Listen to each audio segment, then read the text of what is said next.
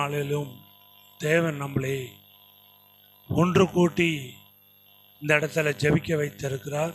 அதுக்காக நாம் நன்றி செலுத்துவோம். தேவனுடைய வார்த்தைக்கு நேராக கடந்து செல்வதற்கு முன்பாக ஒரு சிறிய ஜெபத்தை பண்ணிட்டு தேவனுடைய வார்த்தைக்கு நேராக கடந்து செல்வோம். பரிசுத்த ஆவியானவரே, அப்பா, நீங்கள் எங்களோடு பேசுவீராக, எங்களோடு இடைபடுவீராக. அப்பா, வார்த்தையின் மூலியமாக பேசுகிற தெய்வம், வார்த்தையை கொண்டு இடைபடுவீராக, எங்களை உயிர்ப்பிப்பீராக. எங்களுடைய ஆவி உயிர்ப்பிக்கட்டும். அப்பா, நாங்கள் எந்த இடத்துலலாம் குறைவுபட்டு இருக்கிறோமோ அந்த இடத்தெல்லாம் சரி செய்வீராக. இது ஒரு இரும்பு பட்டறையாய் மாறுவதாக. அம்மாப்பா, எங்களை நாங்கள் உம்முடைய கரங்களில் அர்ப்பணிக்கிறோம், ஒப்பு கொடுக்கிறோம். இயேசுவின் நாமத்தில் ஜெபிக்கிறோம் சூழ்நிலை நல்ல பிதாவே, ஆமென், ஆமென். அல்லேலூயா.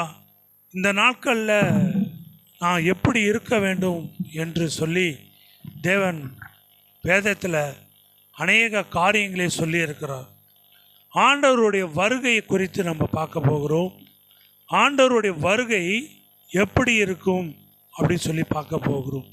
அப்போ ஆண்டவருடைய வருகையில் நம்ம எப்படி ஆயத்தப்பட வேண்டும் என்று சொல்லி நம்ம தியானிக்க போகிறோம். இப்போ பாருங்களேன், இப்போ நம்மளுடைய ஊழியெல்லாம் லகுவாக இருக்குது. நம்ம என்ன பண்ணுறோம், இருந்த இடத்துலே இருந்து ஊழியம் செய்து கொண்டு இருக்கிறோம். டிவி மூலியமாக கொடுக்குறோம். இன்றைக்கி வீடுகளை போய் அநேகர் சாப்பாட்டுக்கே கஷ்டப்படுறாங்க. அவங்களெல்லாம் போய் நம்ம சந்திப்பதில்லை.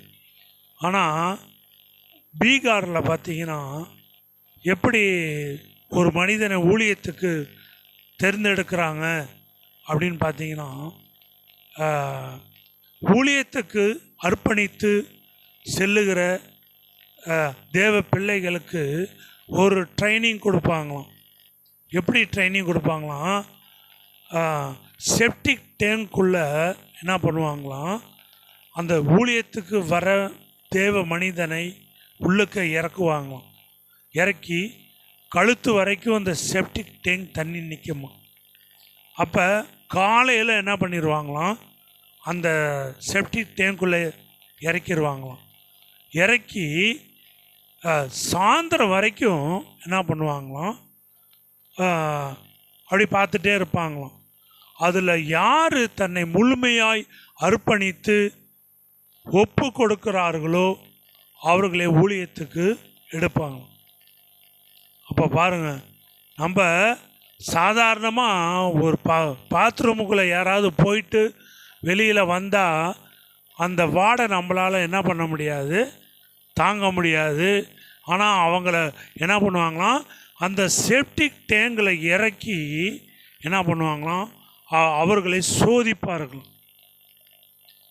இந்த கடைசி நாட்களில் இப்படி தான் நடந்து கொண்டு இருக்கிறது. ஆனால் நமக்கு தெரியல. அகஸ்டின் ஜெபக்குமார் ஐயா இதை சொன்னாங்க மீட்டிங்கில், திருச்சிக்கு வந்தப்போ இந்த மீட்டிங்கில் இதை சொன்னாங்க. அப்போ பாருங்களேன், அப்போ நம்ம எப்படி உருவாக்கப்படுகிறோம் அப்படிங்கிறது ரொம்ப முக்கியம். ஆண்டவருடைய வருகை சமீபமாக இருக்கிறபடியினால் நம்ம எப்படி உருவாக்கப்படுகிறோம். அந்த தேசத்தில், அந்த பீகார் மாநிலத்தில் ஒரு கிராமம் இருக்கான், குக்கிராமம் இருக்கான். அந்த கிராமத்துக்குள்ளே போனாவே எலிசத்தை வாடை அடிக்குமா, எலிசத்தை வாடை அடிக்குமா. அப்போ என்னன்னு பார்த்தா அவர்களுக்கு உணவே எலிதானா. எலியை தான் சமைச்சு சாப்பிடுவாங்களாம். ஆகாரம் கிடையாதான், பசியும் பட்டினியுமா இருக்கிறாங்களாம். இன்றைக்கு அந்த கிராமத்திலிருந்து தேவ மனிதர்கள் எழும்பி சுவிசேஷம் அறிவித்து இன்றைக்கு அந்த கிராமம் இயேசுவுக்கு நேராக திருப்பப்பட்டிருக்கு, திரும்பி கொண்டு இருக்கிறது. நமக்கு தெரியல, நம்ம நினச்சிட்டு இருக்கோம் நம்ம தான் கஷ்டப்படுறோம், நம்ம தான் பாடுகளை அனுபவிக்கிறோம் அப்படின்னு சொல்லி நம்ம நினச்சி கொண்டு இருக்கிறோம். ஆனால் அநேகர் என்ன பண்ணுறாங்க, ஆனால் நமக்கு தெரியல. அப்படி தான் பாருங்கள், ஓசானா டிவியினுடைய ஓனர் நேற்று மீட்டிங்கில் பேசினாங்க. அவர்களை தேவன் ஊழியத்துக்கு அழைத்த பொழுது என்ன பண்ணாங்களாம், பெரிய பிஸ்னஸ் மேனாம் அவர். ஆண்டவர் ஊழியத்துக்கு அழைத்தவுடன் என்ன பண்ணாராம், நாள் ஆண்டவர் பேசுகிறாராம், கடையெல்லாம் பிஸ்னஸ்லாம் லாக் பண்ணிட்டாராம். லாக் பண்ணி பார்த்தீங்கன்னா அவ்வளோ கடன் இருக்கும். இப்போ ஒரு பிஸ்னஸ் மேன்னா என்ன பண்ணுவாங்க, இங்கேருந்து பொருளை வாங்கி, ஒரு கம்பெனிலேருந்து பொருளை வாங்கி வச்சு விற்று அதுக்கு உண்டான லாபத்தை எடுத்து கொடுப்பாங்க. அப்படி தான் பிஸ்னஸ் பண்ணுவாங்க. அதுபோல் இவங்க பண்ணிகிட்டு இருந்தாங்களாம்.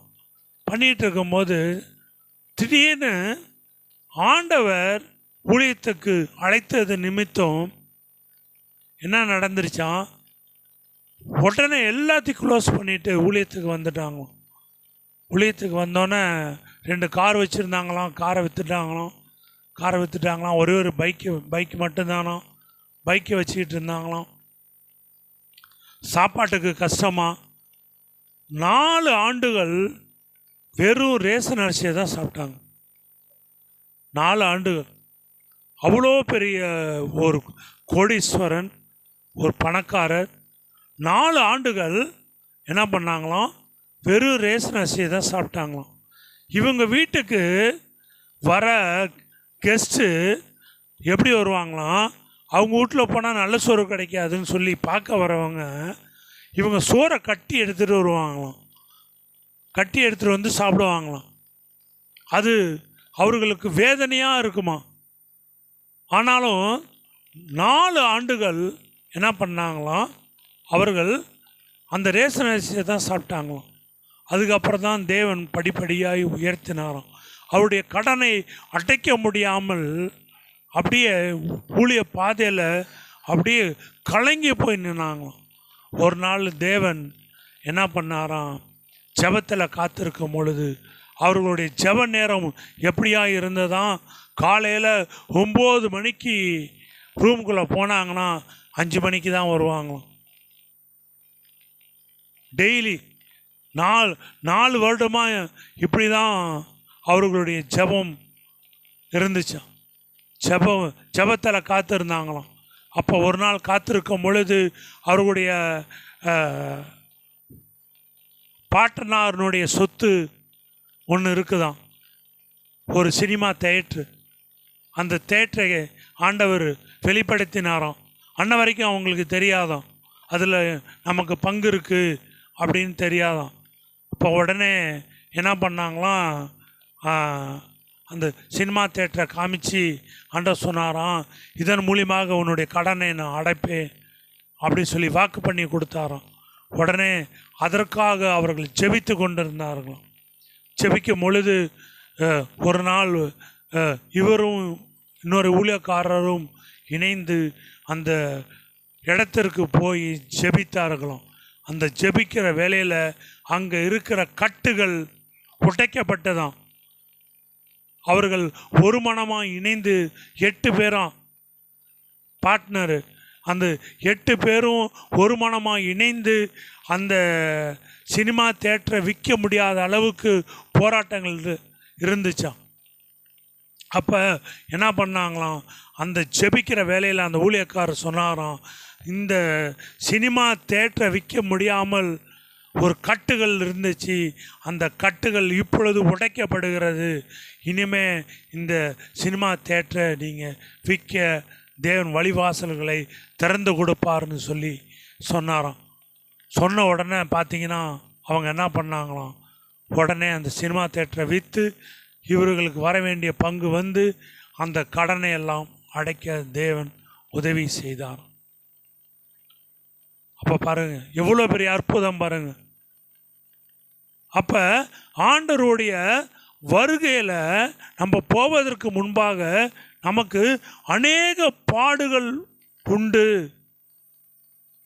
ஆண்டவர் சொல்லுகிறார், நீ பாடுகள் இல்லாமல் பரலோக ராஜ்யத்துக்குள்ளே வர முடியாது. ஆண்டவர் சொல்கிறாரு, என் சிலுவையை எடுத்துக்கொண்டு என்னை பின்பற்றி வா. அவர் என்ன சிலுவையை எடுத்துக்கொண்டு செல்லும் போது லகுவாக போனார்.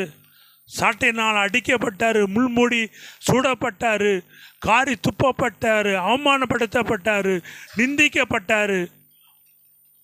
கல்வாரி சிலுவையில் 2 கரங்களினால் ஆணிகள் அடிக்கப்பட்டார்.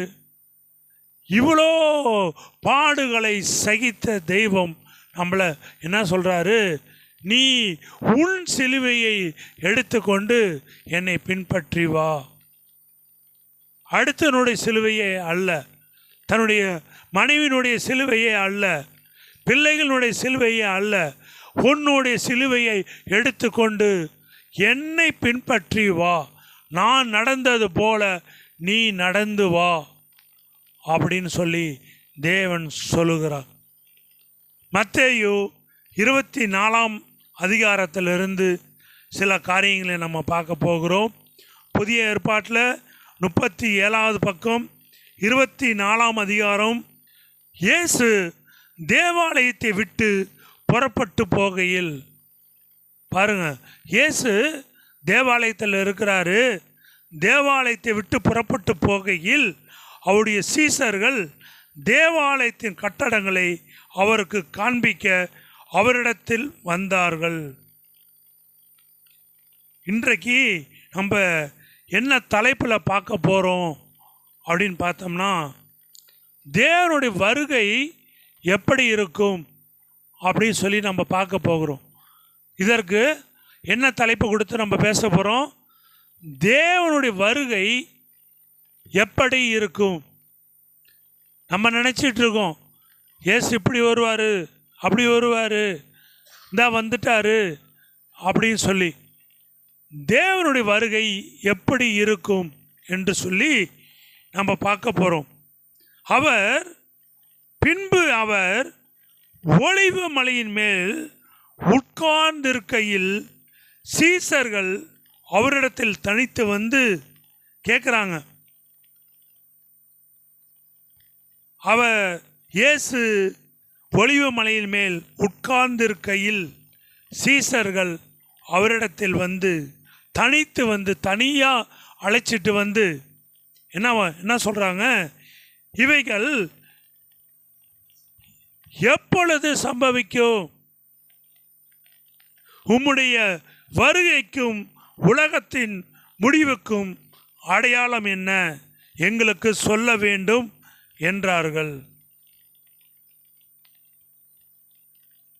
சீசர்கள் கேட்குறாங்க இயேசுவை பார்த்து, உலகத்தின் முடிவு எப்படி இருக்கும்? உலகத்தில் வருகை எப்படி இருக்கும்? எங்களுக்கு நீங்கள் சொல்ல வேண்டும் அப்படி சொல்லி சீசர்கள் கேட்குறாங்க. இயேசு அவர்களுக்கு பிரதியுத்தரமாக, ஒருவனும் உங்களை வஞ்சியாதபடி எச்சரிக்கையாயிருங்கள். முதலாவது, நம்ம வஞ்சிக்கப்படக்கூடாது. என்ன பண்ணக்கூடாது? வஞ்சிக்கப்பட்டு போயிடக்கூடாது. இன்னைக்கு தேவ பிள்ளைகள் அநேகர்னால வஞ்சிக்கப்படுகிறார்கள். அநேக கள்ள தீர்க்கதரிசிகள், கள்ள ஊழியர்கள் எழும்பி என்ன பண்ணுறாங்க? விசுவாசிகளை வஞ்சிக்கிறார்கள்.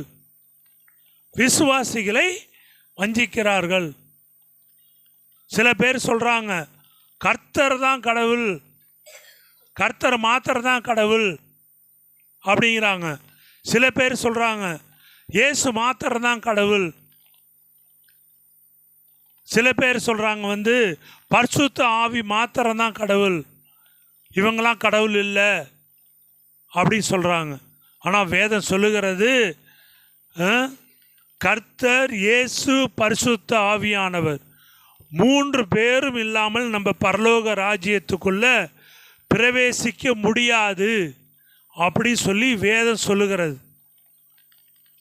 அதான் பாருங்க, நம்ம கடைசி ஜெபம் பண்ணுவோம் பாருங்க, பிதாவாகிய தேவனும் கர்த்தராகிய இயேசு கிறிஸ்துவும் பரிசுத்த ஆவியானவரும் அப்படி சொல்லி நம்ம ஜெபிப்போம்.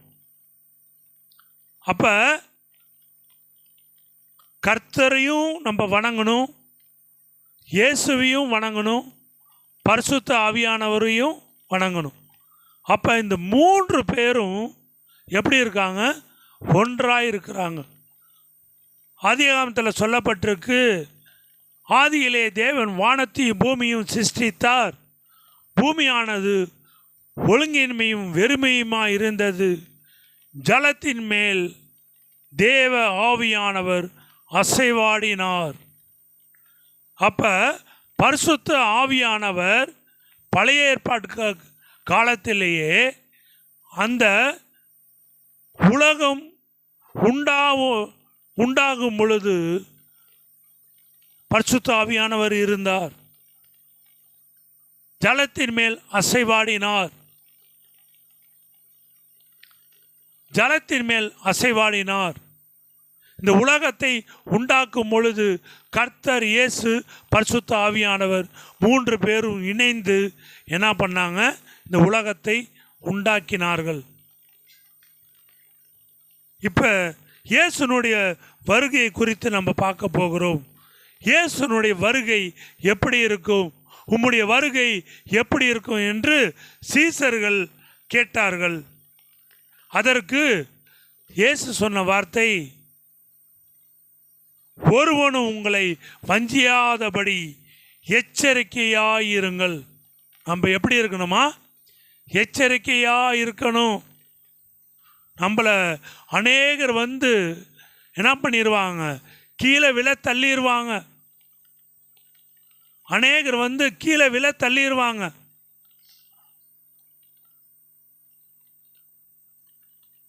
அங்கே அற்புதம் நடக்குது, இங்கே அற்புதம் நடக்குது அப்படி சொல்லி என்ன பண்ணிடுவாங்க?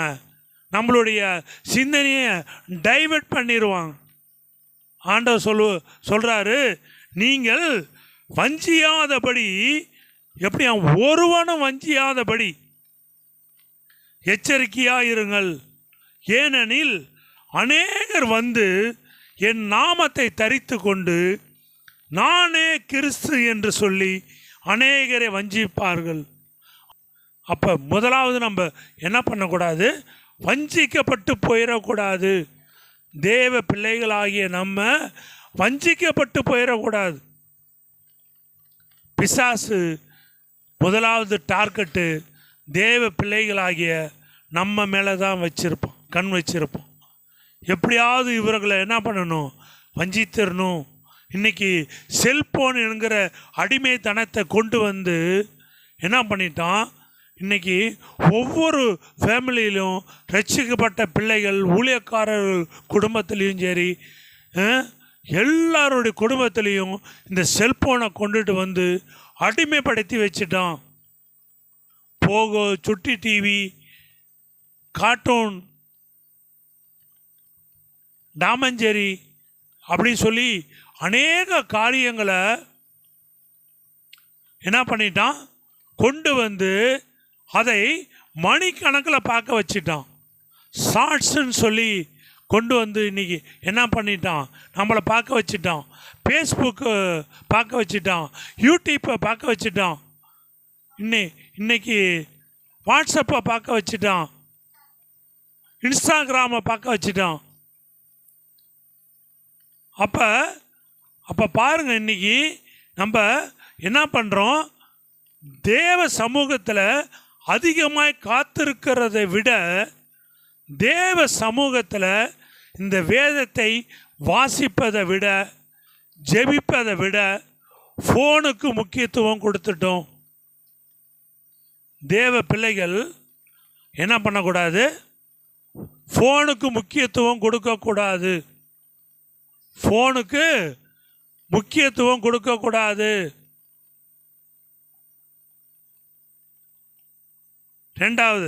ரெண்டாவது ஒரு காரியம் பார்க்க போகிறோம். யுத்தங்களின் செய்திகளையும் கேள்விப்படுவீர்கள். அதான் பாருங்க,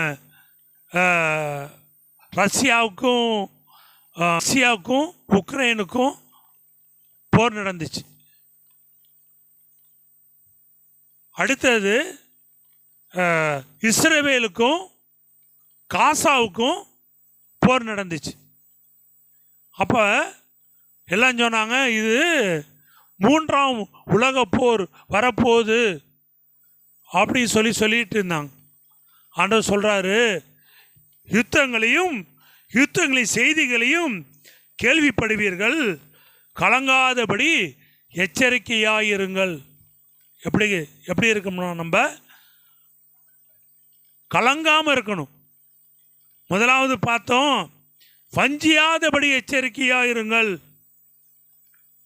இங்கே கலங்காதபடி எச்சரிக்கையாயிருங்கள். அநேக காரியங்கள் நம்மளுடைய வாழ்க்கையில் வரும், கலங்கடிக்கிற காரியங்கள் வரும். நம்ம குடும்பத்திலேயே பலவிதமான போராட்டங்கள் வரும். கணவனுக்கும் மனைவிக்கும் பிரச்சனை வரும், பிள்ளைக்கும் தகப்பனுக்கும் பிரச்சனை வரும், அண்ணன் தம்பிக்குள்ள பிரச்சனை வரும். அதுதான் ஆண்டவர் சொல்கிறாரு, நீ கலங்காதபடி எச்சரிக்கையாயிரு. யுத்தங்களின் செய்திகளையும் கேள்விப்படுவீர்கள், நீங்கள் கலங்காதபடி எச்சரிக்கையாயிருங்கள். இவைகள் எல்லாம் சம்பவிக்க வேண்டியதே, ஆனாலும் முடிவு உடனே வராது. இதெல்லாம் நடக்கும். இதெல்லாம் இப்போ நடந்துச்சு. 2 வருடத்துக்கு மேலாக இஸ்ரவேலில் யுத்தங்கள் நடந்துச்சு. ரஷ்யா உக்ரைன் போர் இன்னும் நடந்து கொண்டிருக்கு. 2 வருஷம் தாண்டிடுச்சு. ஆனால் என்ன பண்ணல, போர் நிற்கல, யாராலையும் தடுத்து நிறுத்த முடியல. அதனால் ஆண்டவர் வருகை வந்துருமா? இதெல்லாம் ஒரு செய்தி. ஆண்டவர் சொல்கிறாரு, நீங்கள் செய்திகளை கேட்பீங்க, நீங்கள் கலங்காதீங்க, நீங்கள் பயப்படாதீங்க அப்படின்னு சொல்கிறாரு. அடுத்தது 3வது ஒரு காரியம், ஜனத்துக்கு விரோதமாய் ஜனமும் ராஜ்யத்துக்கு விரோதமாய் ராஜ்யமும் எழும்பும். எப்படியா? ஜனத்துக்கு விரோதமாய் ஜனம் எழும்பும். இன்னைக்கு பாருங்க, நியூஸை பார்த்தா கணவன் மனைவியை கொலை செய்கிறான், மனைவி கணவனை கொலை செய்கிறான். சமைச்சு குக்கரில் வேக வச்சு சாப்பிட்றாங்க பிள்ளைகளை. அப்போ பெத்த தாயி அதை துண்டு துண்டாக வெட்டி குக்கரில் வச்சு சமைச்சு சாப்பிட்ற அளவுக்கு இன்னைக்கு தேசத்தில் ஜனங்கள் பாவத்தில் விழுந்துட்டாங்க. அதான் இங்கே போட்டிருக்கு, ஜனத்துக்கு விரோதமாய் ஜனமும் ராஜ்யத்துக்கு விரோதமாய் ராஜ்யமும் எழும்பும். இப்போ ஆண்டவர் சொன்னது இங்கே நடந்துட்டுருக்கு, எழும்பிட்டுருக்கு. 4வது ஒரு காரியம் பாருங்க, பஞ்சங்களும் கொள்ளை நோய்களும் பூமி அதிர்ச்சிகளும் பல இடங்களில் உண்டாகும். பஞ்சம் உண்டாகும். சமீபத்தில் தக்காளி விற்றுச்சு பாருங்க, 150 ரூபாய்க்கு 170 ரூபாய்க்கு தக்காளி விற்றுச்சு. 1 கிலோ தக்காளி 10 ரூபாய்க்கு விற்க வேண்டிய தக்காளி 170 ரூபாய்க்கு விற்றுச்சு. பஞ்சங்களும் கொள்ளை நோய்களும் பூமி அதிர்ச்சிகளும் பல இடங்களில் உண்டாகும். எப்படியா? பஞ்சம் உண்டாகுமா, கொள்ளை நோய் உண்டாகுமா. இப்போ சமீபத்தில் ஒரு காற்றுல பரவுற ஒரு காய்ச்சல் வந்துருச்சு, HMPV வைரஸ் அப்படின்னு சொல்லி ஒரு காய்ச்சல் வந்திருக்கு. பார்த்தீங்கன்னா அப்படியே அது என்ன பண்ணாது, ரொம்ப சிவியராக இருக்காது. ஆனால் எல்லாத்தையும் அப்படி டச் பண்ணிகிட்டே போகுது. சமீபத்தில் சிறு பிள்ளைகளை பாதிக்குது அப்படின்னு சொல்லி சொன்னாங்க. அப்போ பாருங்கள், ஒவ்வொரு ஆண்டும் ஒவ்வொரு வைரஸாக ஒவ்வொரு நோயாக என்ன பண்ணுது, மக்களுக்குள்ள ஜனங்களுக்குள்ள வருது. அதான் இங்கே போடப்பட்டிருக்கு. பஞ்சங்களும் கொள்ளை நோய்களும் பூமி அதிர்ச்சிகளும் பல இடங்களில் உண்டாகும். என்னவா? பூமி அதிர்ச்சிகள் பல இடங்களில் உண்டாகும். இவைகளெல்லாம் வேதனைகளுக்கு ஆரம்பம். இதெல்லாம் நமக்கு வேதனை, இதெல்லாம் நமக்கு வேதனை. அப்போ பாருங்கள், ஒரு பலவீனம் வந்துருச்சு, ஒரு வியாதி வந்துருச்சுன்னா நம்ம எவ்வளோ கஷ்டப்படுறோம், எவ்வளோ பாடுகள், எவ்வளோ வேதனைகள், எவ்வளோ துக்கங்கள், எழும்ப முடியாது. அப்பொழுது உங்களை உபத்திரவங்களுக்கு ஒப்பு கொடுத்து உங்களை கொலை செய்வார்கள். இப்போ பாருங்க, கொலை நடந்துட்டு இருக்கு பாருங்க. வீட்டுக்கு வீடு கணவன் மனைவியை கொன்று ட்ரம்முகளை போட்டு பொட்டி வச்சிட்றான், லாக் பண்ணி வச்சிட்றான், பிரிச்சுகளை போட்டு வச்சிட்றான், துண்டு துண்டாக வெட்டி சாக்கில் போட்டு வச்சிட்றான். அடுத்தது கொண்டு போய் புதைச்சி வச்சிட்றான், எங்கேயாவது புதைச்சி வச்சிட்றான்.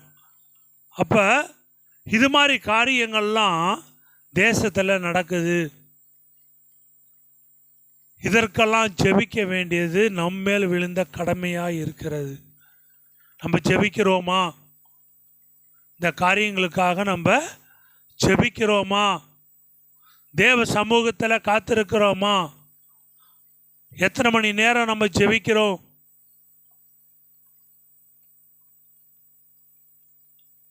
என் நாமத்தின் நிமித்தம் நீங்கள் சகல ஜனங்களாலும் பகைக்கப்படுவீர்கள்.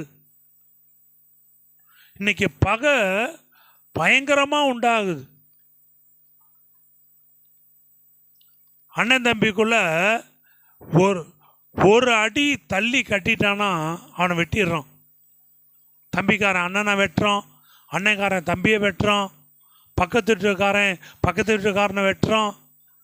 அந்த ஒரு அடி, ஒரு ஜானு, ஒரு இன்ச்சிக்கெல்லாம் கொலை நடக்குது, பயங்கரமாக கொலை நடக்குது.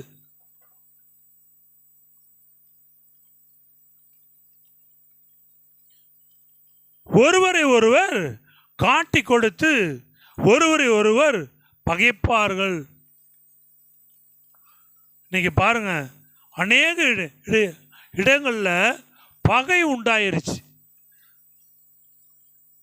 எங்கள் அக்கா என்னை எப்படி சொல்லிட்டா, அதனால் நான் என்ன பண்ண மாட்டேன், எங்கள் அக்காட்ட நான் பேச மாட்டேன், மூஞ்சிலே நான் என்ன பண்ண மாட்டேன், முழிக்க மாட்டேன்.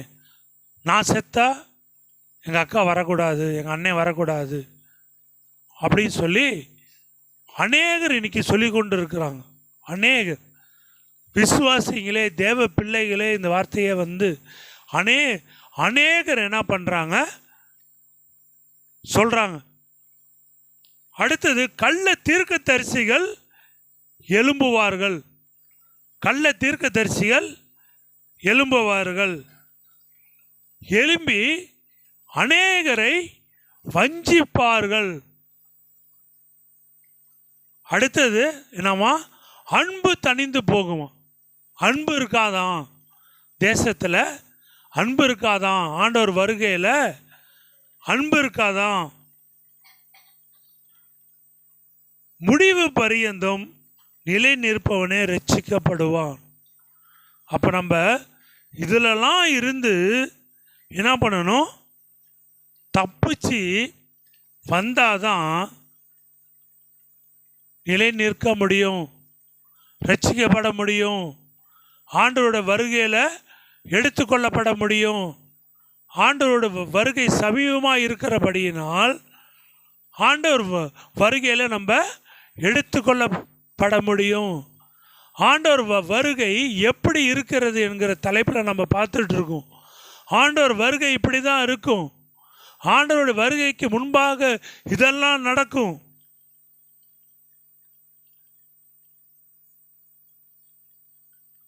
சுவிசேஷம் பூலோகம் எங்கும் உள்ள சகல ஜாதிகளிலும் சாட்சியாக பிரசங்கிக்கப்படும்.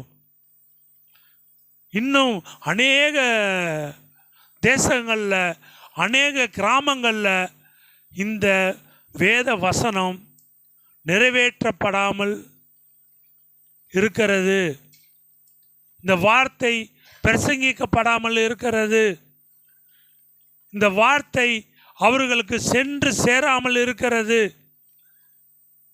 அப்போ நம்ம என்ன பண்ணணும்? இந்த வார்த்தையை கொண்டு செல்லணும்.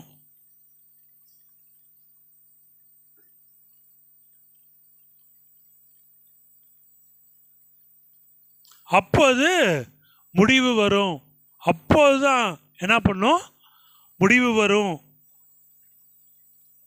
இந்த ராஜ்யத்தினுடைய சுவிசேஷம் பூலோகம் எங்கும் உள்ள சகல ஜாதிகளுக்கும் சாட்சியாக பிரசங்கிக்கப்படும்.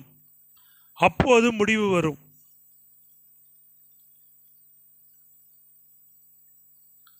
அப்ப இந்த பூலோகம் எங்கும் உள்ள அநேக இடங்களுக்கு இந்த வார்த்தை பிரசங்கிக்கப்படும். அப்பொழுது முடிவு வரும். இதை வாசிக்கிறவன் சிந்திக்க கடவன். எப்படியா? இதை வாசிக்கிறவன் சிந்திக்க கடவன்.